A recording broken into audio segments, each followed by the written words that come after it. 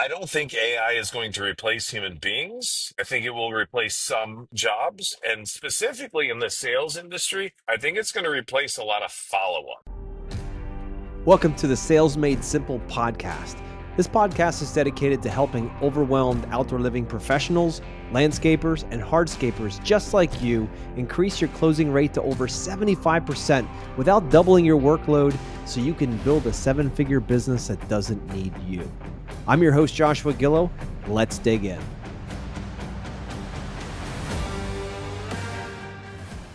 Hey, Gene, welcome back on the show. And this week we're going to talk about what does the future look like for sales and the trades? And guys, if you haven't listened last week, we were all on the topic of what are the three fundamentals in sales you must master before you can start really growing your business. So if you didn't hear that, go back and take a listen. But this week, what does the future look like, Gene? What are you seeing out there in the trades?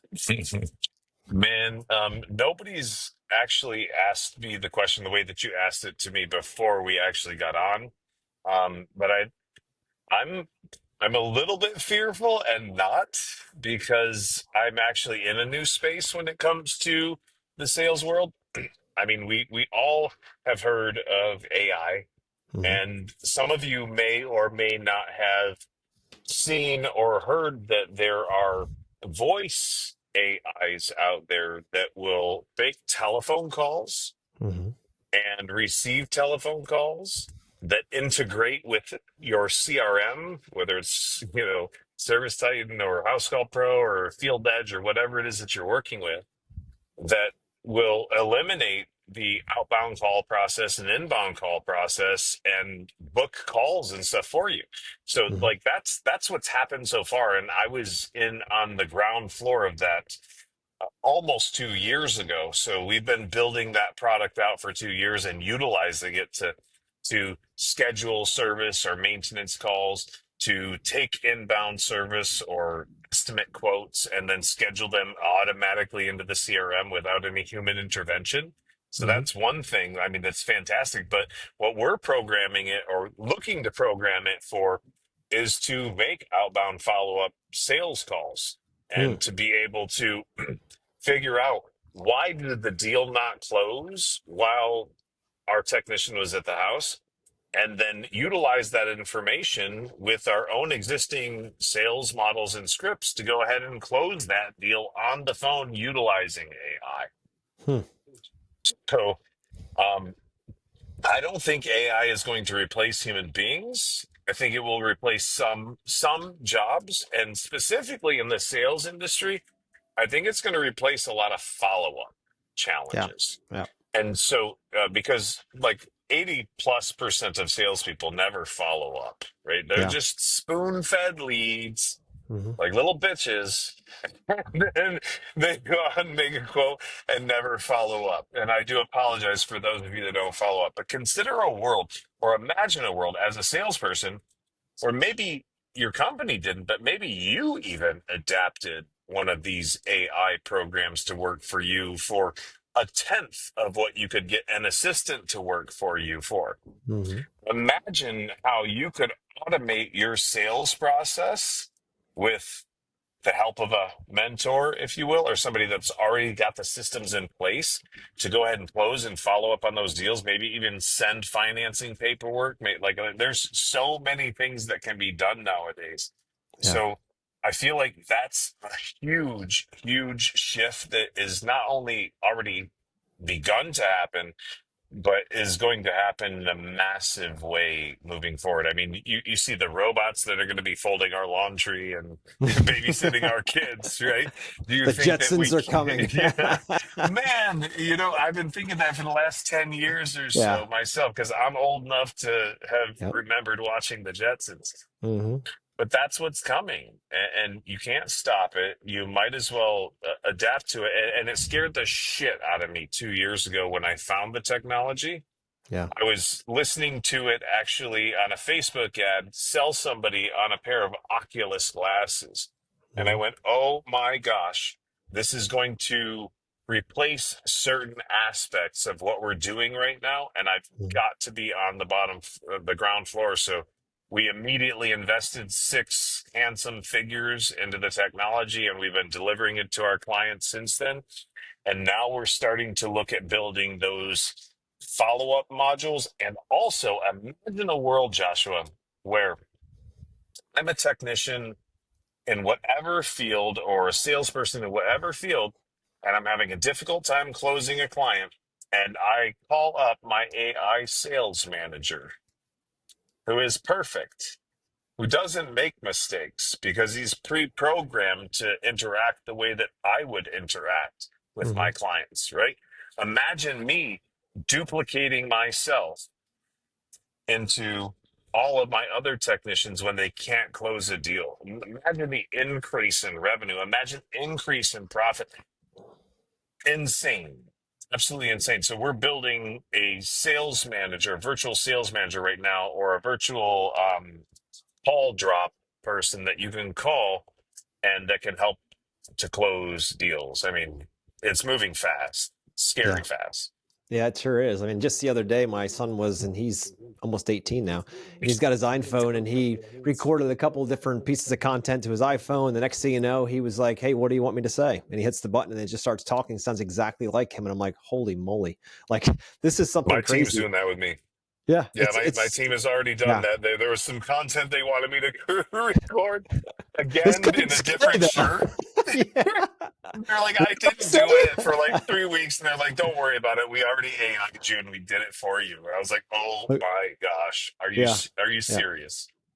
I've seen it on I don't know, some one of the social platforms. There's these AI bots that it's you, and that your mouth moves a little differently, but it watches the mannerisms of your Yep, muscle movement and all of that stuff, and it'll repattern you, and you can actually be standing there talking. I'm like, first of all, that's a little crazy. Second of all, imagine how that changes the world, though, dude. This is a whole different conversation, but everything from it's politics scary. to everything, because you don't even have To to court say it. systems, like, Everything. how do I even know that that was? How do you know that was me saying that? Right? Exactly, exactly. I mean, But there will be analytics, but yeah, oh my yeah. God, it's scary. It's Yeah, it super is. It scary. is. It is. And I know it's going to take a few generations to kick in because, I personally, if someone were to be AI botting me when I'm talking like to them and I get any sense of that, if it's on a phone, I can't see the person.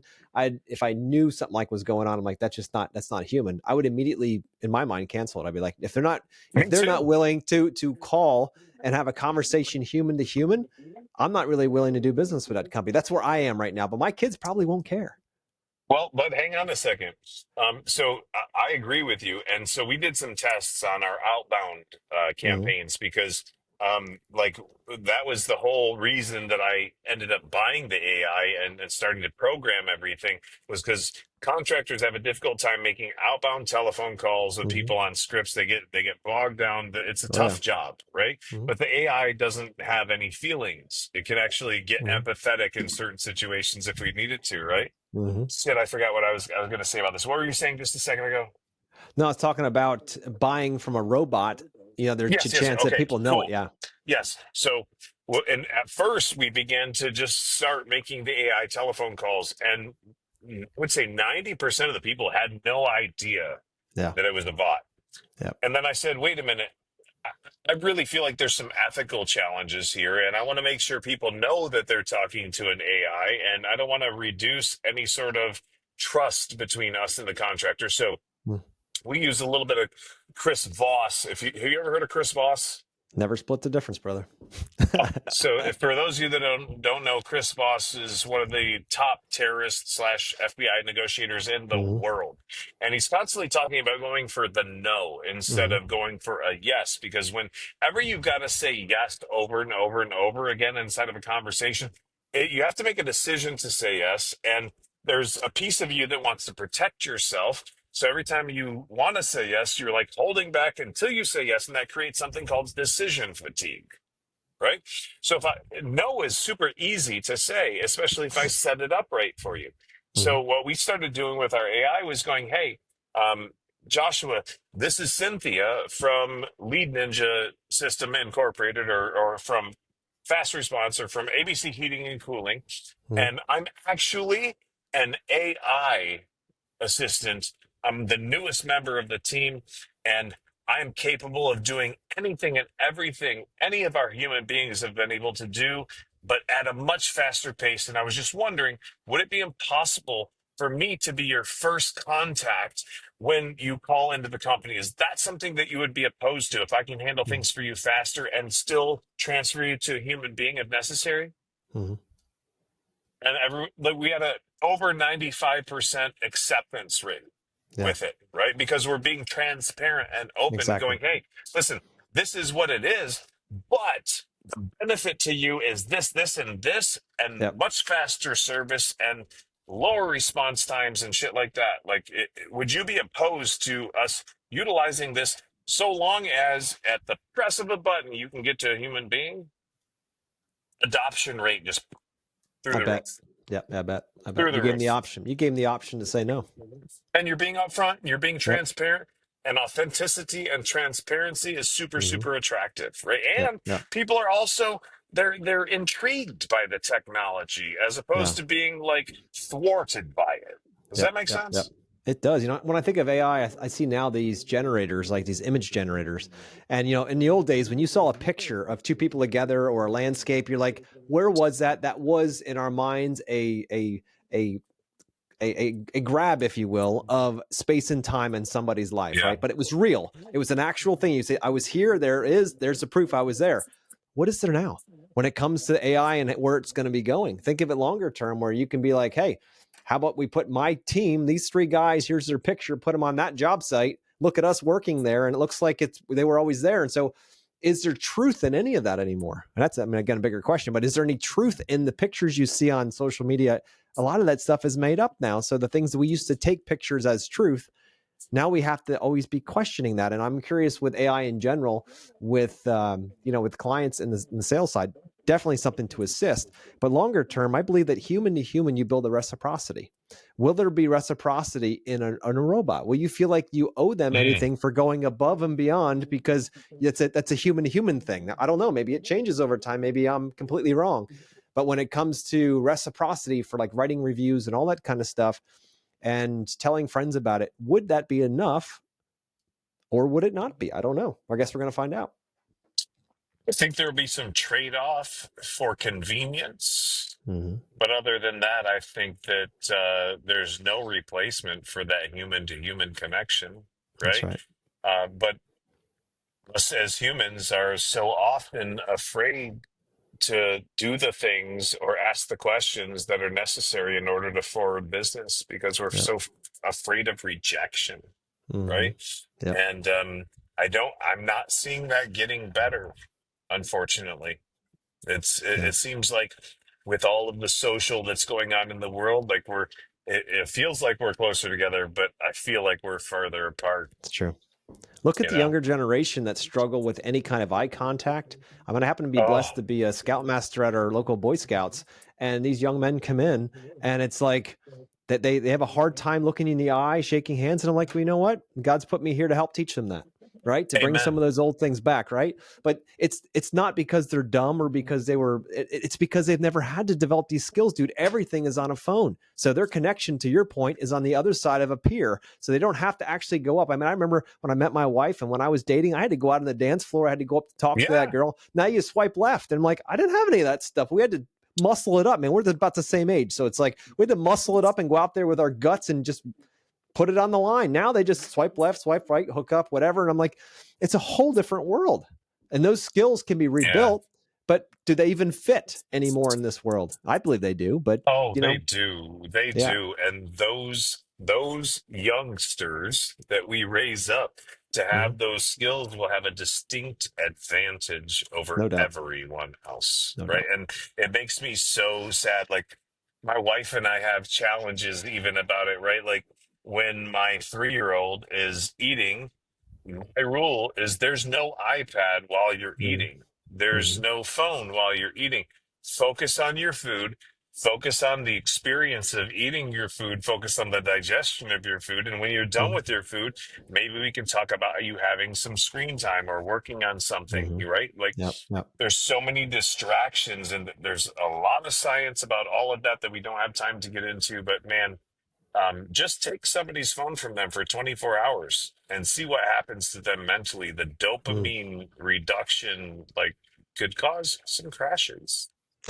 Big time, big time. I have a feeling we could stay on a podcast for hours and discuss the world. But Probably. anyway, we could spin back around here. So the futures of sales, you're talking about AI integration, either front end or back end, or support, follow up, that kind of stuff. Is there anything else that you're seeing that you think might be impacting the future of sales in the trades? I don't know about impacting. Well, it depends on the sector that you're talking about. For instance, the home services industry has been impacted significantly by private equity Mm, acquisitions over the last, say, 5 to 6 years. We've seen some incredible numbers for acquisitions. We've seen some okay numbers, but in reality, what happens when this cycle happens is that PEs come in, they buy a bunch of stuff, they change the rules inside the company. Top salespeople fly somewhere else, start their own companies, or leave and go somewhere else. Revenues drop. Then, in order to make up for revenues dropping, the PEs start spending more money on advertising, which increases the cost of leads for everybody, which makes things worse for everybody. And then eventually, they don't succeed and they sell back the companies for dimes on the dollar, if not pennies mm, on the dollar. And I think that we're getting ready to start seeing that in the next 12 months or so. That's my prediction. mm, And then I think we're going to see the whole cycle start over again in another decade or so. And once they've forgotten about all of the money that they lost buying businesses they had no fucking idea how to operate. yeah. I mean, this is the cycle that's happened over and over again. So that's some of the predictions that I've got moving forward. On the sales side, there is no replacement for understanding how to talk to people. So find Mm, yourself a mentor, somebody who's great at sales, do everything that they tell you to do. And then once you've mastered what they have done, then go ahead and try to mess it up and make it your own or screw around with it or mm, whatever. But just find the best people and go deep on them. Don't get 10 mentors, get one or two and go yep. deep on the knowledge that they have to give you, and you'll likely be successful. I love it, Gene. Well, I appreciate you here being for the last 4 episodes. And so if people are listening to this guy and being like, "Who is this guy? I've never heard of him before." How do they find you? Just Google Gene Slade, Okay. GeneSlade. You'll find all kinds of stuff. Or go to any social platform with the at sign, Mhm. GeneSlade. It's like Blade, but with an S. I love it. You'll find us there. Well, I appreciate you, sir. Thank you for your time and thank you for your insight. And I'm sure you've had the opportunity here to impact some lives, and that's what it's all about.